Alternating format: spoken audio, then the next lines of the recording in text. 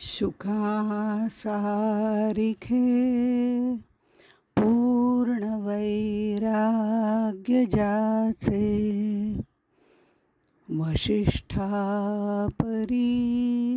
ज्ञान योगेश्वराचे, कवी वाल्मिका सारिखा मान्य ऐसा. नमस्कार माझा सद्गुरु रामदासा. जय जय रघुवीर समर्थ. मन हेची राम जनी मेघ श्याम, देही आत्मा राम पाहे डोळा. पाहुनिया डोळा स्वरूपी मुरावे, वाचेसी असावे राम नाम. जय जय रघुवीर समर्थ. श्री समर्थांच्या चरणी नतमस्तक होऊन त्यांना वंदन करते. सर्व श्रोत्यांना अभिवादन करते आणि आत्मारामाच्या निरूपणाला सुरुवात करते. काल आपण बघितलं, माया देहास चालवी, माया शब्दांस बोलवी, माया दृश्यास दाखवी, नेत्री रिघोनिया.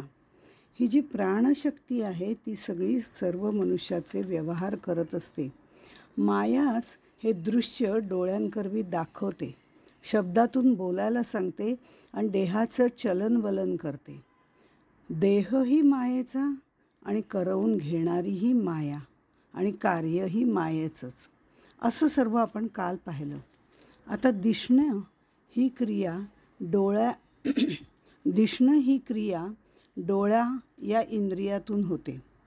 प्रत्यक्षात दिसतं कोणाला? जीवाला. पाहतं कोण? जीव. द्रष्टा कोण? जीव. तोही माईक, दृश्यही माईक आणि हे पाहण्याची क्रियाही माईक. माईक म्हणजे नश्वर. जे आत्मरूप आहे, शुद्ध आहे, त्याचा याच्या कशाशी संबंध नाही. ते आत आहे म्हणून ती माया कार्य करू शकते, एवढंच. दिसलं काय आणि नाही दिसलं काय, त्या शुद्ध तत्वाला काहीही फरक पडत नाही. पण आम्हाला मात्र शेजारी काय घडलं, पलीकडे काय चाललं आहे, असं आमचं मन सतत धावत असतं. हे मन हळूहळू आवरायला हवं. जेव्हा जीवाला दृश्य दिसतं तेव्हा तो स्वतःचं मूळ स्वरूप विसरतो आणि त्या दृश्यामध्ये मग्न होऊन जातो. संत सातत्याने सांगतात, मुळाकडे जा, मुळाकडे जा, कारण ते ज्ञानरूप आनंदरूप आहे. ते अनुसंधान असेल तर बाह्य गोष्टी केल्या काय न केल्या काय काहीही फरक पडत नाही. पण आनंदाला, सुखाला, शांतीला, तृप्तीला कुठेही धक्का लागत नाही. परमार्थातल्या अर्थाप्रमाणे आचरण करणं हे उद्दिष्ट आहे. परमार्थामध्ये हाच अर्थ सांगितलेला आहे, मुख्य अर्थ, की मुळाकडे जा. आणि हे मुळाकडे जाणं जे आहे ते महत्त्वाचं आहे. ते करत असताना अनुसंधान त्या मुळाचं हवं, बाह्य गोष्टींचं नाही. बाह्य गोष्टी पाहिल्या न पाहिल्या फार फरक पडत नाही. म्हणून आत्मतत्वाशी त्याचा काहीही संबंध नाही असं म्हटलं जातं. असो, इथे पुढच्या ओळीमध्ये म्हणजे 21व्या ओळीमध्ये समर्थ असं म्हणतात, तो शिष्य म्हणे जी ताता, माया चाले स्वरूप सत्ता. अरे सत्ता तेची तत्वता, माया जाण श्रीराम. तरी मायेने स्वइच्छेया असावे, आणि स्वरूप सत्तेने नसावे. मनास आले तैसे करावे, हे केवी घडे श्रीराम. शिष्याला थोडंसं प्रश्न पडतात, त्याला हे अजून काही नीट समजत नाही आहे आणि त्यामुळे ते सर्व समजावून देण्याचं काम समर्थांना करावं लागतं. तो शिष्य म्हणे जी ताता माया चाले स्वरूप सत्ता.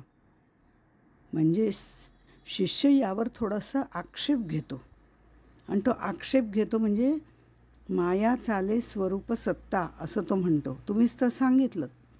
अरे सत्ता तेची तत्वता माया जाणं असं समर्थ त्याला उत्तर देतात. आता हे उत्तर दिल्यावरही त्याचं कन्फ्युजन वाढतं. तरी मग मायेने स्वइच्छाच असावे आणि स्वरूपसत्तेने नसावे. मनास आले तैसे करावे हे केवी घडे. हे असं कसं काय शक्य आहे? शिष्य सावध आहे, हुशार आहे. तो आक्षेप घेतो. समर्थांना तात असं म्हणतो. सद्गुरू हे वडिलांच्या ठायी असतात. जर आपण म्हणता मायेला मायेचाच आधार आहे, मायेचेनी माया चाले, तर शास्त्रामध्ये मात्र मायेला स्वरूप सत्तेचा आधार आहे असं म्हणतात. मायेचे अधिष्ठान परब्रह्म आहे असं शास्त्र सांगतं. त्यावर उत्तर देताना समर्थ असं म्हणतात, अरे सत्ता असणं वेगळं आणि सत्ता आहे असं वाटणं वेगळं. म्हणजे कसं, आत्तापर्यंत शिष्याला फक्त शब्दज्ञान झालेलं आहे. त्यामुळे त्याला काही काही गोष्टी शब्दांमध्ये कळत नाही आहेत. त्या शब्दांमध्येच तो गुरफटून पडलेला आहे.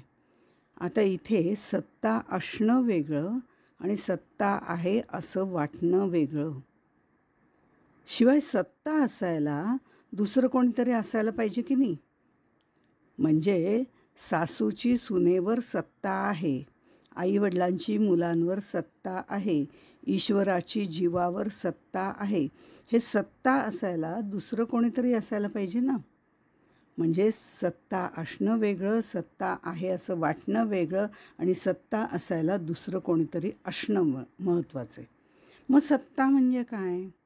सत्ता म्हणजे आहेपणं, मी त्याच्यावर सत्ता करते, हे व्यावहारिक झालं. सासूची सुनेवर, आई वडिलांची मुलावर, हे व्यावहारिक सत्ता वेगळी आहे. पण ईश्वराची जीवावर सत्ता आहे, हा फरक आहे. कारण सत्ता म्हणजे आहेपण. हे आहेपण, अहम अस्मी, हे पण आहेपणच आहे. मी आहे, ही पण एक शक्तीच आहे ना. आहेपणाची जाणीव ही देखील मायाच आहे आणि ही म्हणजेच सत्ता आहे. आहेपण ही सत्ता आहे. माझी सत्ता असणं वेगळं आणि आहे असं वाटणं वेगळं, हाही भाग पुन्हा आहे. म्हणजे सत्ता ही सुद्धा आहेपणाची जाणीव आहे. तो सत आहे असं आपण म्हणतो, म्हणजे त्याची सगळ्यांवर सत्ता आहे. ही आहेपणाची जाणीव त्याच्यात सुद्धा आहे आणि ही तत्वतः मायाच आहे. कारण त्याच्यामध्ये जेव्हा स्पंदन झालं तेव्हा ती मूळ माया तयार झाली. ते स्पंदन म्हणजे त्याच्या आहेपणाची जाणीव त्याला निर्माण झाली. आम्हाला सुद्धा काय होतं, काही वेळेला शब्दज्ञान असतं. आम्हाला झोपेतून उठून सांगितलं तरी आम्ही सांगू की आकाशातून वायू निर्माण झाला, वायूतून तेज, तेजातून आप, आपातून पृथ्वी. अहो, हे समर्थांनी इतके वेळा दासबोधात सांगितलं आहे, काही गरज नव्हती. इतके वेळा वाचून वाचून आम्हाला ते पाठसुद्धा झालं. पण ते फक्त आणि फक्त शब्दज्ञान आहे. समर्थांनी ते इतक्या वेळा दासबोधात का सांगितलं याचा विचार करणं महत्त्वाचं आहे. कारण ते त्यांनी त्या त्या दशकाच्या अनुषंगाने, ह्या उत्पत्तीचा क्रम करतळावरी आवळा ठेवला याप्रमाणे विविध प्रकारे दाखवला आहे. हे आम्ही विचारच करत नाही. आम्हाला फक्त पाठ झालं आहे ते शब्दज्ञान आहे. त्यामुळे सत्ता म्हणजे आहेपणाची जाणीव, हाही एक अर्थ त्यातनं होतो. आहेपणाची, तो सत आहे, त्याची जाणीव त्याला आहे आणि त्याची सत्ता आमच्यावर आहे. ईश्वराची जीवावर सत्ता आहे आणि ही सत्ता असणं म्हणजे तिथे दोन गोष्टी आल्या आणि दोन गोष्टी आल्या म्हणजे ते मायेत आलं. म्हणजे सत्ता ही सुद्धा तत्वतः मायाच आहे. परब्रह्माला जाणीव निर्माण झाली, एकोहम, ती सामर्थ्य संपन्न जाणीव आहे. ती जाणीव म्हणजे मूळ माया. आणि समर्थ दासबोधात म्हणतात, मूळ माया तोची मूळ पुरुष. म्हणून मूळ माया हीच स्वरूप सत्ता आहे. कारण मूळ माया आणि ते परब्रह्म एकाच नाण्याच्या दोन बाजू आहेत. मग शिष्य विचारतो, की माया स्वेच्छेने वागते का? तिची सत्ता आहे म्हणताना मग स्वरूप सत्ता आणि माया भिन्न नाही म्हणता माया जर स्वतंत्र असेल मग ती पाहिजे तसा धुडगूस घालेल आणि सर्व जग हा मायेचाच पसार आहे. इथं स्वरूप सत्ता म्हणजे परब्रह्माची सत्ता म्हणजेच मूळ मायेची सत्ता हे त्याच्या लक्षात आलेलं नाही. स्वरूप सत्ता म्हणजे परब्रह्माची सत्ता आणि मूळ माया म्हणजे वेगळं, असा काहीतरी त्याला प्रश्न पडला असावा. म्हणून असणं वेगळं आणि भासणं दिसणं वेगळं असं आपण म्हणतो ते ह्यासाठी. भासणं दिसणं जाणवणं हे मायेच्या कक्षात येतं, ते परब्रह्माच्या कक्षात येत नाही. परब्रह्माच्या कक्षात फक्त असतची असे आहेच आहे हे असणं त्याच्यामध्ये ते शाश्वत आहे. पण भासणं दिसणं जाणवणं हे अशाश्वत आहे. म्हणजे बघा इथे प्रतीती मात्र सत्तावान जी आहे तिला माया असं म्हटलं जातं. प्रतीती मात्र सत्तावान असं तिला म्हटलं जातं. आदरणीय काका देशमुख याचा फार छान उलगडा त्यांनी करून दाखवलेला आहे. तोच आपण बघूया म्हणजे आपल्या लक्षात येईल. मी म्हणते माझा मुलगा आहे. खरं म्हणजे माझा मुलगासुद्धा पंचभूतात्मक आहे. तोही माईक आहे आणि मीही माईक आहे. म्हटलं तर त्याला पंचभौतिक शरीर आहे, मलाही पंचभौतिक शरीर आहे. म्हणजे आम्ही दोघंही माईकच आहोत. मायेच्या कक्षेतच वावरतो, मायेतच वावरतो, मायेतच बोलतो. हे सगळं खरं आहे. आता ही प्रतीती मात्र सत्तावान अशी माया आहे असं का म्हटलं आहे? हे शास्त्राचं वचन आहे बरं का. त्यामुळे हे शास्त्रामध्ये सांगितलेलं आहे. इथे माझा मुलगा आहे आणि तो प्रतीती मात्र सत्तावान आहे. कसं आहे, मी म्हणते मी माझ्या मुलाकडे गेले, मी माझ्या मुलाकडे राहायला गेले, पण तो तिथे होता का? दिवसभर तो ऑफिसात होता. पण दिवसा कोणाचा फोन आला तर मी सांगते मी माझ्या मुलाकडे आले, म्हणजे मुलगा तिथे आहे. नंतर मी म्हणते परत आले, मग त्याचं पत्र आलं, त्याचा फोन आला, म्हणजे इथं प्रत्यक्षात तो आहे का? नाही. पण त्याचं पत्र आलं, त्याचा फोन आला होता की तू पोचलीस का वगैरे, म्हणजे इथे तो प्रतीती मात्र आहे. कोणाकडून तरी त्याचा विषय निघाला. आम्ही मैत्रिणी गप्पा मारत होतो.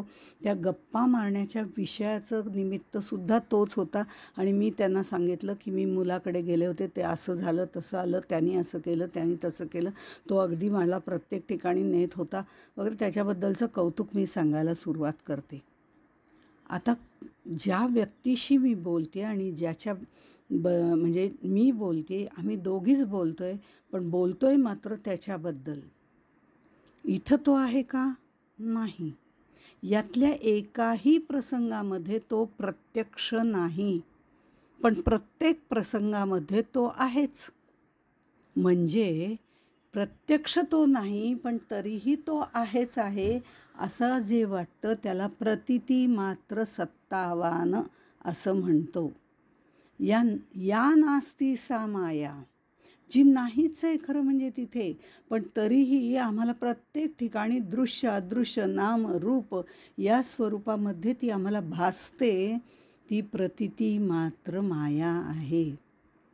पण अशी कोणतीही कारणं नसताना आम्हाला त्याची आठवण येते, आम्हाला चैन पडत नाही, असं झालं तर ते माईक नाही, ते सत्य आहे.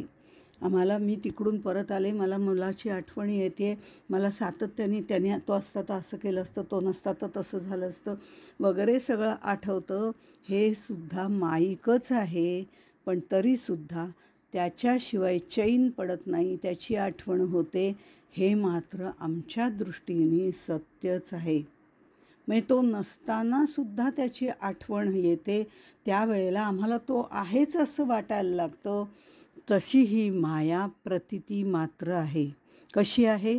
प्रतीती मात्र सत्तावान ही वेदशास्त्रातली प्रक्रिया आहे. म्हणजे अशी पाखरे येती स्मृती ठेवून जाती.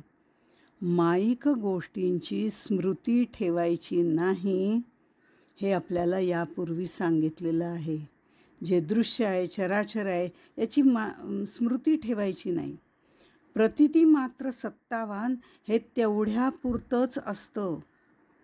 आणि ते एकदा लक्षात आलं आणि त्याची स्मृती आपण पुसून टाकली, आहे तेव्हा ते उपभोगा ना.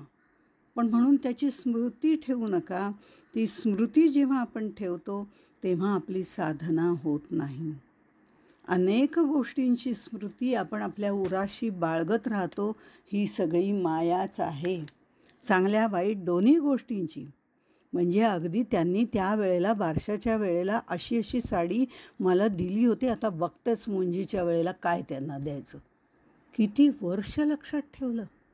ही स्मृती लक्षात ठेवण्याची गरज नाही जी आम्ही ठेवत असतो. हा एक भाग झाला. ती प्रतिती मात्र सत्तावान आहे, कारण जेव्हा जेव्हा ती आठवण येते तेव्हा तिची सत्ता बाळगती दाखवते. पण तिची आठवणच आम्ही पुसून टाकली. ते दृश्य नश्वर आहे, ते चराचर नश्वर आहे. फक्त मी त्याच्यामध्ये आहे म्हणून त्याचा उपभोग घेतला तरी आसक्ती विरहित तो घेणार आहे. बाह्य इंद्रियांनी जरी घेतला तरी अंतर्मुख त्या इंद्रियांना होऊ देणार नाही. त्या गोष्टी मनामध्ये सुद्धा आणू देणार नाही. अंतर्मुख मनाने मात्र माझं अनुसंधान त्याच्याशीच असेल. ते मात्र परब्रह्माची स्वरूप सत्ता आहे. आणि आत्ता जी सत्ता मी तुम्हाला सगळी सांगितली ती मायेची प्रतिती मात्र सत्ता आहे. आता हे भाषणं आणि दिसणं हे सुद्धा वेगळं आहे असं मी म्हटलं. असणं वेगळं. आम्ही उदाहरण घ्यायचं धरलं तर बघा, आपण म्हणतो तो अनेक लोक आपल्या इथे बघतो आपण की अत्यंत श्रीमंत आहेत. उदाहरणार्थ अत्यंत श्रीमंत आहेत. किती श्रीमंत आहेत? अहो लक्ष्मी पाणी भरते त्यांच्या घरी असं म्हणतो. हे सत्य आहे. त्या काळात आता म्हटलं तर लक्ष्मी असत्य आहे, अशाश्वत आहे, हे सगळं सोडून द्या.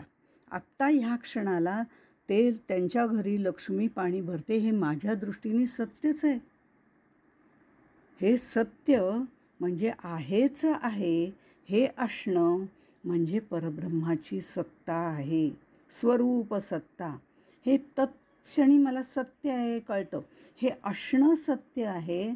हे उदाहरणापुरतं श्रीमंतीचं उदाहरण दिलं. पण भाषणं दिसणं जाणवणं हे वेगळं आहे. कारण कसं झालं, अमुक एक 4 लोक खूप श्रीमंत आहेत, पाणी भरतंय लक्ष्मी, हे मग सत्य आहे, हे मी मान्य केलं.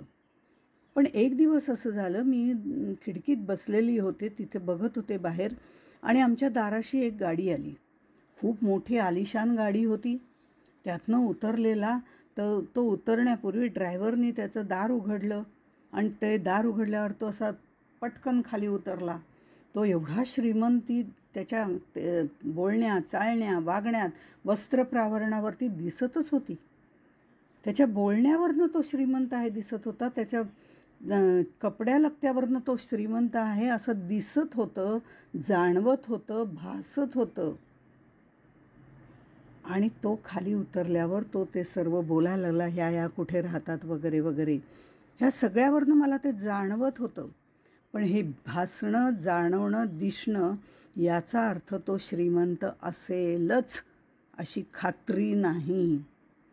हे दिसणं, भासणं, जाणवणं, असणं हे सगळं असणं नव्हे, भासणं, दिसणं, जाणवणं ही सगळी माया आहे. पण जेव्हा खात्री होते की तो श्रीमंतच आहे त्यावेळेला ते असणं मात्र शाश्वत आहे. आता इथे मुळामध्ये जो गोंधळ गडबड जो झालेली आहे ती या शिष्याची ती याच्यामुळे झालेली आहे की त्याला मूळ माया आणि ब्रह्म हे वेगवेगळे आहे असं तो समजतो. कारण ते एकाच नाण्याच्या 2 बाजू आहेत हे त्याच्या मनातच येत नाही. माया म्हटलं की मूळ माया, गुणक्षोभिणी, प्रकृती, निजा सगळं आलं असं त्याला वाटतं. पण मूळ माया आणि परब्रह्म वेगळे नाहीत. ते एकाच नाण्याच्या 2 बाजू आहेत. किंबहुना ते त्याचंच स्पंदन आहे, ते त्याच्या आतच आहे. मूळ माया वेगळी आणि नंतर निर्माण झालेल्या गुणक्षोभिणी, प्रकृती, अष्टधा प्रकृती, सृष्टी या अनेक प्रकारची नावं धारण करणाऱ्या ज्या माया आहेत त्या वेगळ्या, त्या सगळ्या अशाश्वत आहेत. माया अशाश्वत आहे म्हटल्यानंतर मूळ माया त्याच्यात येत नाही. मूळ माया परब्रह्मात विलीन होते, ती नष्ट होत नाही. या बाकी सर्व माया आहेत त्या एकमेकात मिसळून जातात आणि त्यानंतर मूळ मायेतच जातात, त्या नष्ट होतात. पण इथे मात्र मूळ माया वेगळी आहे हे शिष्याच्या मनामध्ये पूर्णपणे बिंबवलं नसल्यामुळे, समजलं नसल्यामुळे हा सगळा प्रकार इथे घडून आलेला आहे. मग शिष्य मात्र विचारतो, तरी तुम्ही सांगताय हे मला काही पटत नाही आहे. मग का पटत नाही आहे रे बाबा? तर त्यावरती शिष्य म्हणतो, खऱ्यावरी लटिके चौताळले, लटिके मर्यादेने राहिले. हे सगळं समर्थ त्याला सांगतात. हा त्याच्या मनातला संभ्रम दूर करण्यासाठी समर्थ त्याला म्हणतात, खऱ्यावरी लटिके चौताळले, लटिके मायेने, लटिके मर्यादेने राहिले, ते तुआ गर्भांधाने देखिले, हे अघटित वार्ता श्रीराम. तैसी माया हे नाथिली, आणि स्वरूप सत्तेने चालली, ते तुआ गर्भांधाने देखिली, हे वार्ता सांगसी श्रीराम. खऱ्यावरी लटिके चौताळले. खरे म्हणजे ब्रह्म, लटके म्हणजे माया. हे आधी लक्षात घेतलं पाहिजे. माया मिथ्या आहे, तिला वेगळं अस्तित्वच नाही. मिथ्या म्हणजे ती स्वप्नवत आहे. स्वप्नात पाहतो ते तेवढ्यापुरतं खरं वाटतं की नाही. चोर आला, त्याने मला धरलंय, माझं शरीरसुद्धा साथ द्यायला लागतं, मी आरडाओरडा करत उठते, जागी होते. म्हणजे कुठेतरी स्वप्नात जे पाहतो ते तेवढ्यापुरतं सत्य वाटतं, पण ते सत्य नसतं. तशीच माया जेवढ्या वेळ असते तेवढ्या वेळ तिची प्रतितीमान सत्ता असते. त्यामुळे हे जे खरं आहे, ब्रह्म आहे, त्याच्यावर हे लटिके म्हणजे माया जी आहे ती धावून गेली, चवताळून उठली, आणि ती चवताळून त्याच्यावर धावून गेल्यावरती लटिके मर्यादेने राहिले, आणि मग तिला आपल्या मर्यादेमध्ये त्या ब्रह्मसत्तेने ठेवलं वगैरे. असं काहीही नाही. हे सगळं अर्थहीन आहे, ते शाब्दिक ज्ञान आहे. जी वस्तू वेगळीच नाही, स्वतंत्र नाही, तिच्यावर तो धावून जाईल कसा? एखादी गोष्ट दुसऱ्यावर धावून जाते म्हणजे एक मनुष्य दुसऱ्या मनुष्यावरती त्याने काहीतरी केलं म्हणून धावून गेला मारायला. दुसरी वस्तू असावी लागते ना. इथे मूळ माया त्याच्यापासून वेगळी नाहीच. ती वेगळी आहे असं तू समजू नको. ते त्याचं स्पंदन आहे, ती परब्रह्माची जाणीव आहे, ती परब्रह्माची शक्ती आहे, ती परब्रह्माची प्राणशक्ती आहे, जी आपल्यामध्ये पण आहे. त्यामुळे आपण हे आपल्या दृष्टिकोनातनं बघत राहतो, म्हणून आपला संभ्रम होतो. अशी मिथ्या लटिका असलेली ही माया जी आहे तिला पराभूत करून त्यांनी मर्यादेत राहायला पार पाडलं असं होऊ शकत नाही. ती त्याचं स्पंदन आहे. ती त्याचं स्पंदन असल्यामुळे तो तिला आपल्यातून ते स्पंदन जे आहे शक्तिरूप आहे. ती शक्ती जी आहे तिला आपल्या सगळ्या शक्ती प्रदान करतो आणि वेगवेगळ्या गोष्टी करायला भाग पाडतो. पण जेवढ्या शक्ती प्रदान केलेल्या आहेत तेवढ्याच मर्यादेत तिला राहावं लागतं. अशी ही मूळ माया आहे. एखाद्या गाईला खुंट्याला बांधून ठेवलं आणि तिची दोरी थोडीशीच सोडली तर ती तेवढंच फिरू शकते. तिची दोरी आणखीन मोठी केली तर ती तेवढी फिरू शकते. म्हणजे तिची सत्ता तेवढीच असते. जी वस्तू स्वतःपासून वेगळी नाही तिच्यावर तो धावूनही जाऊ शकत नाही, आणि ती मूळ माया आहे. हे अजून अज्ञान आहे तुझं, ते तुझ्या लक्षात आलं नाही. आणि त्यामुळे ह्या ठिकाणी तिची मर्यादा मात्र याने ठरवलेली आहे. म्हणजे हा मर्यादा पुरुषोत्तम आहे, जो सगळ्यात शेवटी परब्रह्म जे आहे ते सर्वांवरती मर्यादा घालणार आहे. कोणाला किती मर्यादा द्यायची, त्या मूळ मायेला किती मर्यादा द्यायची हे त्याच्या हातात आहे. आणि ती मात्र त्याच्या अधीन आहे, हे लक्षात ठेवायचं. ती मूळ माया आहे. हे अज्ञान तुझं अजून गेलं नाही, हे तुझ्या लक्षात आलं नाही, म्हणून त्याला गर्भांध म्हटलेलं आहे. म्हणजे जन्मताच तुला दृष्टी नाही, तू अज्ञानी आहेस. कारण तू गर्भातनं बाहेर पडल्या पडल्या लगेच आपलं मी म्हणजे कोण, अहम अस्मी या सगळ्यामध्ये गुंतून पडतोस, म्हणून तू गर्भांध आहेस. सतला असतनी झाकलं आणि असत मर्यादा सांभाळून राहिलं आणि ते जन्मांध माणसाने पाहिलं, या सगळ्या गोष्टी अशक्य आहेत. कारण सत म्हणजे ब्रह्म, असत म्हणजे माया आणि जन्मांध म्हणजे जीव. आता असत म्हणजे जे नाहीच ते दुसऱ्याला झाकेल कसं? झाकण्यासाठी, दुसऱ्याला झाकण्यासाठी त्याला त्याच्यापेक्षा मोठं व्हावं लागेल ना. उशीला खोळीत घालण्यासाठी खोळ उशीपेक्षा मोठी असावी लागते ना, तरच ती जाईल. म्हणजे दुसऱ्याला झाकण्यासाठी तोही असावा लागतो. तर ते त्या मायेला मुळामध्ये अस्तित्वच नाही. ती सतला झाकूच शकत नाही, ती असतच आहे. आता इथे जरी मी त्याला सत असत म्हटलं, ते जन्मांध या दृष्टिकोनातनं म्हटलेलं आहे. खरं म्हणजे सत असत आणि मिथ्या या वेगवेगळ्या कल्पना आहेत, त्या पुढे आपल्याला येणारच आहेत. पण इथे आत्ता बघितलं तर ब्रह्म सत आहे आणि माया असत आहे.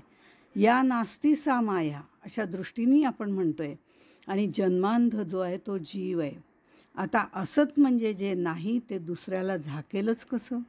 आणि जो जन्मांध आहे त्याला हे समजेलच कसं? तैसी माया हे नाथिली स्वरूप सत्तेने चालिली, ते तुवा गर्भांधाने देखली हे वार्ता सांगसी. जे मुळातच अस्तित्वात नाही, त्या अस्तित्वात नसलेल्या मायेवर परब्रह्माची सत्ता आहे आणि तीच तुझ्यासारख्या अज्ञानाने पाहिली, हे सगळंच खोटं आहे. चराचरावरती हुकमत गाजवणारी, आता महत्त्वाचा मुद्दा असा आहे की चराचरावरती हुकमत गाजवणारी स्थूल माया आहे. म्हणजे ज्या अन्य माया आहेत त्या आत्ता सांगितल्या त्या त्यांच्या कार्यानुसार सृजन करते ती सृष्टी, प्रकर्षाने कृती करते ती प्रकृती, ह्या तिच्या कार्यावरून ज्या निर्माण होत आहेत त्या स्थूल माया आहेत. आणि स्थूल मायेवरती सत्ता गाजवणारी सूक्ष्म माया म्हणजे मूळ माया आहे. मायेचा 2 स्तरावर विचार मांडल्यामुळे शिष्याचा थोडासा गोंधळ झालेला आहे. आता थोडं हे सगळं अवघड वाटतं, हे लक्षात घेतलं तर एक सोपं उदाहरण देते. त्यामुळे नक्कीच आपल्याला सगळ्यांना समजेल, मलाही समजेल. तुम्हाला सांगता सांगता मलाही याचा उलगडा होतो, हे निश्चितच आहे. आणि तो समर्थ उलगडा करून देतात अशी धारणा आहे. असो, इथे आपण बघूया. मी साखर खाल्ली आणि मला ती गोड लागली. आता मी साखर खाल्ली, या 3 गोष्टी आहेत. मला ती गोड लागली, या 3 गोष्टी आहेत की नाही? मी म्हणजे एक म्हणजे साखर, दुसरं म्हणजे खाणं, आणि कोणी खाल्ली तर मी खाल्ली. त्रिपुटी आहे. आता खरं म्हणजे फक्त 3च गोष्टी याच्यात येतात का हो? मी साखर खाल्ली. मी जेव्हा साखर खाल्ली तेव्हा मी डबा उघडला, त्यातली साखर माझ्या बोटाने उचलली किंवा चमच्याने उचलली, हाताने ती उचलली. मग मी ती तोंड उघडलं आणि त्या तोंडात टाकली.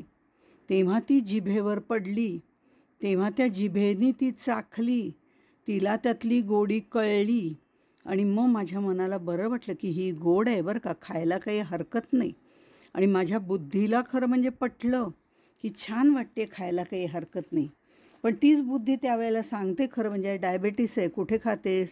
पण मी ऐकत नाही बरं का. मी ती बुद्धीनी खाल्ली. बुद्धीनी छान वाटलं सांगितल्याबरोबर मी खाल्ली. आता या सगळ्या ह्याच्यामध्ये खरा मी कुठं आहे? तो फक्त साक्षी रूपाने बघतोय. तो म्हणतोय, बुद्धी सांगते अगं डायबिटीस आहे, खाऊ नको, तरी तू खातीयस. खा बाबा, त्याची फळं तुलाच भोगायचे. गोड वाटली म्हणून खाल्ली, खा बाबा, त्याचं फळं तुलाच भोगायचे. गोड असो किंवा वाईट असो, सुख असो किंवा दुःख असो, तुझं तुलाच उपभोगायचं आहे. याच्यात हा फक्त साक्षी रूपाने राहिला आहे. अशा या सगळ्यामध्ये जर मी बघितलं तर त्रिपुटीमध्ये फक्त 3 गोष्टी येतात का? खाणारा, खाण्याची क्रिया आणि ज्याला खायचं ते, असं 3 गोष्टी येत नाहीत. ह्या बाकीच्या सगळ्या गोष्टीसुद्धा कितीतरी मध्ये येतात. हे जे मध्ये शिरलं आहे ना, हे मूळ माया आहे. ती आपल्याला दिसतच नाही. ती मूळ स्वरूपात आहे. ते ज्ञान घेण्याचं सामर्थ्य माझ्या इंद्रियांच्या ठिकाणी नाही आहे. जिभेला चव कळती आहे याचा अर्थ जिभेच्या ठिकाणी ती चव घेण्याची शक्ती नाही आहे. ती शक्ती पुरवणारी मूळ माया आहे. पण ती गोडी चाखणारी जीभ ही मात्र अन्य मायांमध्ये येते. इंद्रिय ही विषयाधिष्ठित आहेत. पंचविषयांचं ग्रहण करणारी पंचज्ञानेंद्रिय आहेत. ही सुद्धा अन्य मायेमध्येच येतात. म्हणजे मूळ माया जी आहे ती फक्त शक्ती पुरवते. मग ती शक्ती पुरवणारी जी शक्ती आहे ती त्या परमात्म्याच्या म्हणजे आत असलेल्या आत्मतत्वाच्या अधिष्ठानावर कार्य करते. ती म्हणते मी शक्ती पुरवली, खायची का नाही खायची हे तू ठरवायचं आहे. ही जी शक्ती पुरवणारी आहे ती मूळ माया आहे. पण कार्य करणारी इंद्रिय, मन, बुद्धी, चित्त हे सगळं, आणि काय साखर गोड होती, माझ्यासारखी साखर किंवा माझ्यासारखं जिलबी कोणाला खायलाच मिळाली नाही, अशा पद्धतीने अहंकार आणणारी ही अन्य माया आहे. मूळ माया ही न्यूट्रल आहे. पण अन्य माया या इलेक्ट्रॉन आणि प्रोटॉनसारख्या आहेत. त्याच्यापासून अनेक गोष्टी तयार होतात. आता ह्या सगळ्या अनेक गोष्टी ज्या तयार झालेत ही माया आहे, मूळ माया नाही. आता याच्यामध्ये आपण जर बघितलं, परमात्म्याचं ज्ञान होताना, परब्रह्म परमात्म्याचं म्हणते बरं का मी, ज्ञान होताना मायेचा झिरझिरीत पडदामध्ये असतो. हा जो झिरझिरीत पडदामध्ये आहे ना, तो म्हणजे राजमहालामध्ये जर आपण बघितलं तर राजमहालामध्ये झिरझिरीत पडदा असतो आणि राजमहालातल्या स्त्रिया आतमध्ये बसलेल्या असतात, त्या लोकांमध्ये नसतात. पण तरीसुद्धा त्यांच्या आणि लोकांच्यामध्ये जो झिरझिरीत पडदा असतो त्यांना तिथलं बाहेरचं सगळं दिसत असतं, पण बाहेरच्यांना आतलं दिसत नाही. तसं आहे. ते कसं आहे ते आपण उद्या पाहू. तोपर्यंत इथेच थांबू. जय जय रघुवीर समर्थ.